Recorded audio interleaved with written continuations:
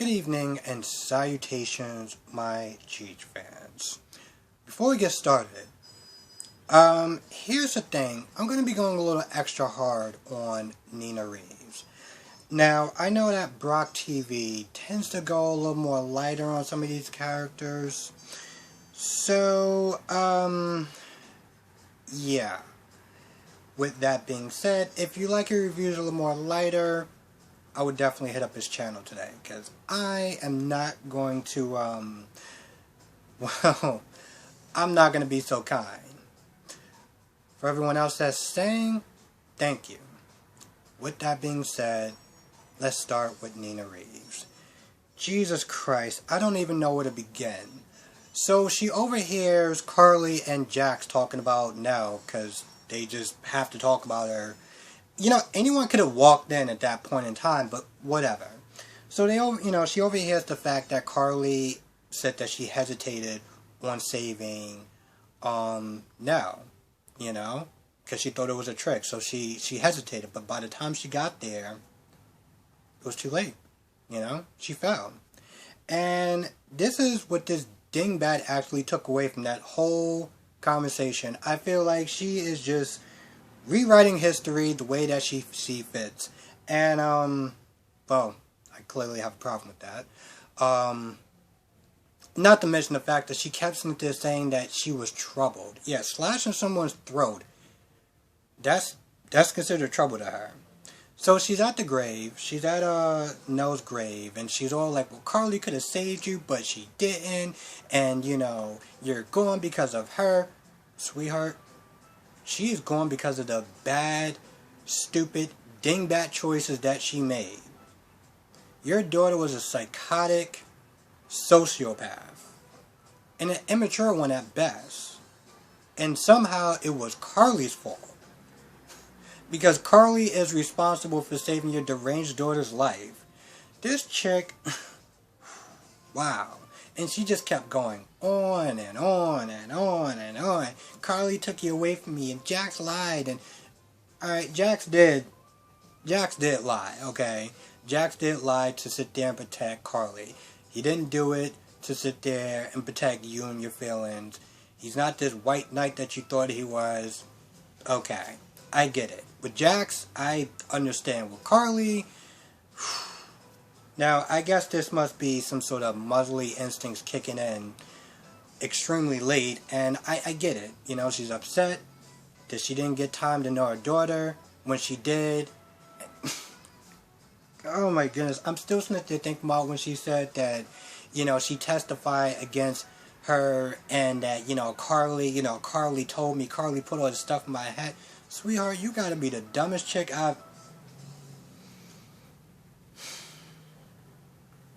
I'm literally sitting there watching this woman just rewrite history, and I'm just like, this chick has got to be kidding me.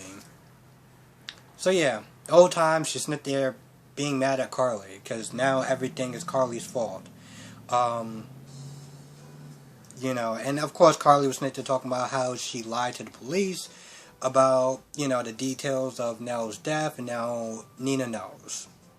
Okay, Nina, what are you going to do? What are you going to do to get justice? You're going to sit there and tell the cops the truth? You're going to sit there and tell the cops that Carly lied about how Nell died? Then what? Then what? Because at the end of the day, there's no proof of Carly killing Nell one way or the other. There's literally no proof. But, GH has a way of just bending reality as far as the laws go. And if you don't believe me, HIPAA. That's really all I gotta say about that. So after the funeral is over, and they're all gathered around, and they're just kind of just there, Nina kind of creeps on in, and she's all like, Jax, I gotta talk to you right now. And Jax is like, yo, listen, I need to be with Carly, I need to be with the family, I need to be with my daughter. And Nina, the dingbat that she is, decides she wants to start getting loud. She wants to start getting loud, and she's like, well, I don't really care. And you can see in the preview of the next one, she was like, well, I want everyone to know what Carly did. And I'm just like, okay, cool. So you want to do this now? You want to do this now while she's sitting there burying her husband, while her kids are burying their father. You want to do this now. This is the perfect time for you to sit there and make your little grandstand. Okay, sweetheart, let's see how this is going to play out. And then we can sit there and bring up all the ugly, disgusting, terrible things that Nell did. Okay, this should end well. Okay, I need a drink. I need something a lot stronger than this, but I need a drink. Yeah, this isn't one of my typical reviews, but this woman got me effed up. And I'll just leave it at that. And yeah, they had the funeral and they talked and everything. I'm not gonna lie, I kind of fast forward past it. Listen, I don't think anyone likes funerals in general. But one, it was kind of sad to hear some of that stuff. And two, the fact that we all know that he's alive, it was just like, no. I'm not, I was like, I'm not dealing with this. So I kind of fast forward through a lot of that stuff. And, you know, Olivia is still tight. Well, she's still mad at Alexis. And Dante is like, listen, she didn't know. She thought that, you know, her daughter was in danger. And that's why it happened. Plus, you know, Dante's burying his father. So, you know, Olivia right now, this may not be the best time to bring up your grudge with Alexis. That might want to kind of want to do on your own time. So, and pretty much everyone is there. Christina's there. Molly's not there. Sam is there. Sasha, Brando, Jason, Michael, Willow. I feel like I'm missing a couple of names. Oh, Diane and Spinelli's actually there too. And they said some nice words and stuff like that. Yeah. I think I kind of covered everyone. And Sam is there, and Sam was there for Jason to, you know, get him through his grief of practically losing his brother. What else? Now, in the beginning, sorta, Sam, Molly, and Christina were waiting outside, and Alexis grabbed that drink. But then, you know, Alexis said something. I think Molly was like, you know, listen, I just came to grab my coat, and, you know, she was like, well, I'm just thankful that you're trying again to get sober. Of course, that really guilt-tripped Alexis, and she gave Molly the bottle, and then Christina came there, and Alexis had more bottles or whatever, and, you know, they didn't really get on her like she thought that they were, you know. And honestly, to tell you the truth, I kind of thought that was going to happen too. I thought the minute that Christy came back, she was just going to just lose it on Alexis, but she didn't. Pretty much everyone was like, you know, listen, it's one day at a time, just, you know, we don't expect you to get sober overnight. So, with that being said, Sam and Christina left for the funeral. Molly stayed with Alexis. And pretty much the only thing that really wound up happening was that, you know, Alexis wanted to change her plea to guilty. But Molly was like, that's just not a good idea because, well, it doesn't do any good for anyone for you to be behind bars. That's not, you know, basically she was like, you know, you can volunteer, you can consult, you know, you don't have your law license, but you can, you know, you didn't lose your knowledge of being a lawyer, so you can help out in that, you know, you can do good for society, and being behind bars isn't going to do anything except for, you know, lead you to drink more. So, I think with that being said, she got Alexis to change her mind about fighting to, you know, get this whole thing overturned as far as Dante stabbing. I'm sitting there thinking, it was like, no, it wasn't the drunk driving thing. In the beginning, Cyrus pretty much was like, so I'm gonna go to Sonny's place, you know, I'm gonna go to his funeral to pay my respects. And Laura was like, nah, that's not gonna happen. You're only doing that to rub salt in the wound, like, we're not doing that, you know?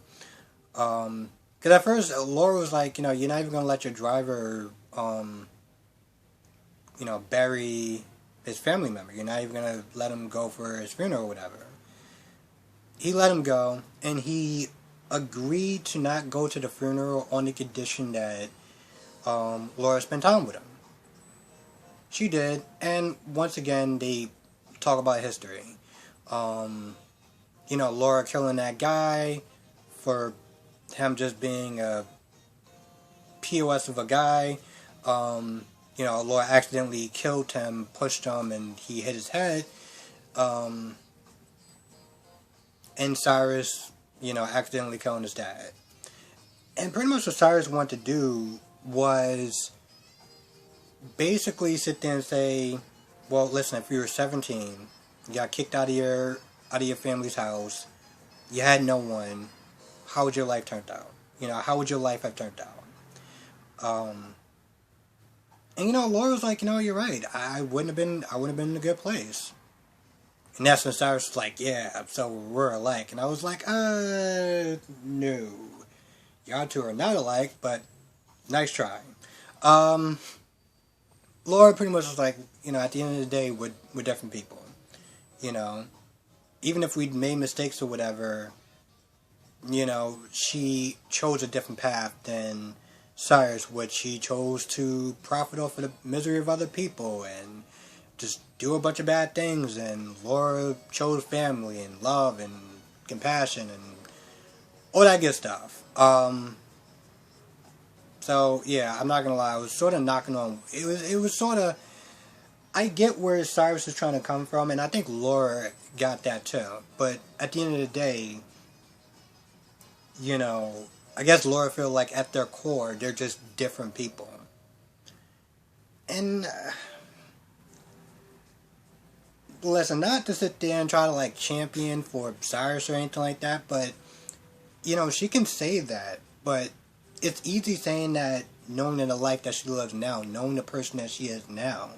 Your choices, good or bad, your experiences do kind of shape who you are. Yeah, you can let the bad stuff kind of take over and become a bad person, or you can sit there and despite all the bad stuff that happened to you, you can make better choices. But at the end of the day, I don't think anyone can say for 100% certainty that, even me, how I would have chose, how would it became if bad stuff really happened to me. I might have slipped into the darkness, I might have made bad choices, and I would never know. And I think that's what Cyrus was sitting there going for. So I understood where Cyrus was coming from.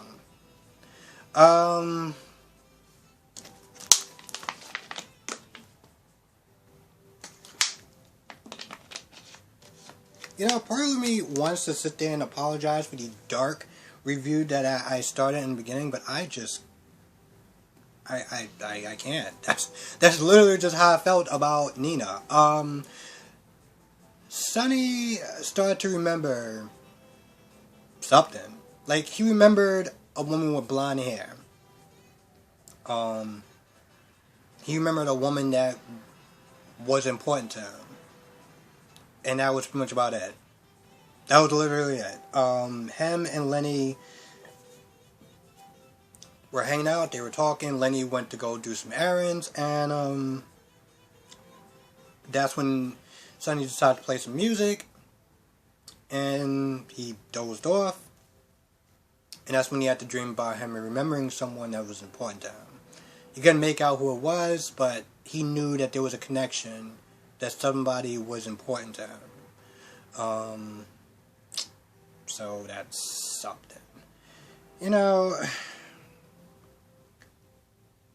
Listen, if some people like this whole Sonny side story, alright, cool. I'm not saying I dislike it, I just don't want it to be a 4 months thing. April, that's when he starts to remember, and April, that's when he gets back with his family. Let's not have it drag out. And let's hopefully not have it drag out as long as, which I don't think it is, the whole Wiley and Michael thing. Yeah, I just hope it doesn't drag out too long. That's pretty much what I'm basically saying. I don't think I really missed anything. If I did, let me know. I mean, Willow was there, but she was there for support. Jocelyn was there. Trina was there. I forgot some people. Trina was there. She was there for support. I feel like there was some other people that was there that I just can't remember. Yeah. You know, I'm going to sit there and say this right off the bat. I would like to sit there and say that in tomorrow's review, that I'm not going to be as, well, harsh with Nina. But, judging by the previews, that may just go out the window. So I make no guarantees. But anyway, with that being said, I'm going to go. I don't think I missed too much of anything, but if I did, write it down in the comment section below. Thank you so much for watching. I'm actually really happy that GH is back on. And, yeah, good stuff. Be safe, everyone. I will catch everyone in the next review.